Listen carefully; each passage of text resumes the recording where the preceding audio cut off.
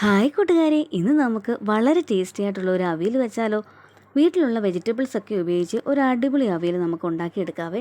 ആദ്യം ഞാൻ വീട്ടിലുണ്ടായിരുന്ന വെജിറ്റബിൾസ് എല്ലാം കട്ട് ചെയ്തെടുത്തിട്ട് നല്ലപോലെ കഴുകിയെടുത്തിട്ട് അതിലേക്ക് 2 പച്ചമുളക്, കുറച്ച് സവാള അരിഞ്ഞത്, കുറച്ച് മഞ്ഞൾപ്പൊടി, ആവശ്യത്തിന് ഉപ്പും വെജിറ്റബിൾസ് വേകാനുള്ള വെള്ളവും ചേർത്ത് അടച്ചു വെച്ച് വേവിക്കണേ.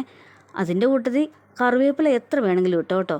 വെജിറ്റബിൾസ് ഒരു പകുതി വേവാകുമ്പോൾ മത്തങ്ങയും മാങ്ങ അരിഞ്ഞതും കൂടി ഇട്ട് ഒന്നുകൂടി ഒന്ന് വേവിക്കണം. മത്തങ്ങയും മാങ്ങയും പെട്ടെന്ന് വെന്തു പോകും, അതുകൊണ്ടാണ് നമ്മൾ ആദ്യം വേവിക്കാഞ്ഞത്. ആ സമയം കൊണ്ട് ഒരരപ്പ് തയ്യാറാക്കാം. കറിവേപ്പില ആവശ്യത്തിനെടുത്തോ കേട്ടോ. പച്ചമുളക് 3-4 എരിവിനനുസരിച്ച്, 3 അല്ലി വെളുത്തുള്ളി, പിന്നെ ഞാനിവിടെ സവാളയാണ് ഉപയോഗിച്ചിരിക്കുന്നത്. ഇതെല്ലാം കൂടി ആദ്യം ഒന്ന് അരച്ചെടുക്കാം. തേങ്ങ തിരുമ്മിയതും കൂടി ഇട്ട് പിന്നീട് ഒന്ന് ചതച്ചെടുക്കണേ.